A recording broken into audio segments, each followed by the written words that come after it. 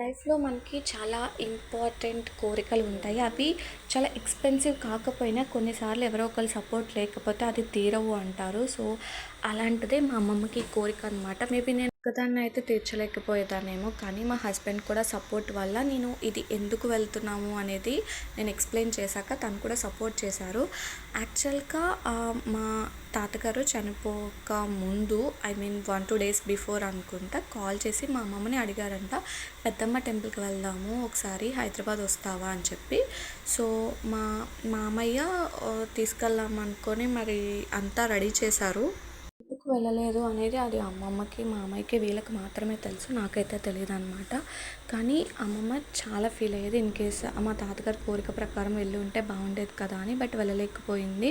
తాతగారు కూడా 2 డేస్‌లో చనిపోయారనమాట. హైదరాబాద్‌లోనే హార్ట్ అటాక్ వచ్చి. సో, తాతగారు తిరిగిన ప్రతి ప్లేస్‌లో నేను కూడా తిరగాలని చెప్పి ఆల్మోస్ట్ ఎవ్రీథింగ్ కవర్ చేశాను. మా అమ్మకు కూడా ఇదంతా నాకెలా తెలుసంటే ఆబ్వియస్లీ మా అమ్మ ద్వారానే తెలిసింది. అమ్మమ్మకి కోరిక ఉంది అని చెప్పి. సో, నేను తీసుకువెళ్ళాను. షీ ఈస్ వెరీ ఎమోషనల్ అనమాట ఆ సిచ్యువేషన్‌లో.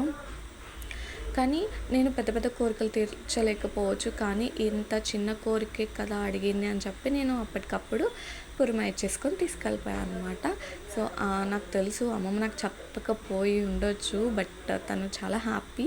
నేను కూడా చాలాసార్లు మా తాతగారు వెళ్ళిన ప్లేస్ కదా ఇక్కడ కూర్చొని ఉంటారా ఇట్లా ఇట్లా అనుకుంటూ ఉంటాను. నేనైతే చాలా మిస్ అవుతాను. నేను ఇక్కడ కాయిన్ నిలబెట్టా చాలా సేపటికి.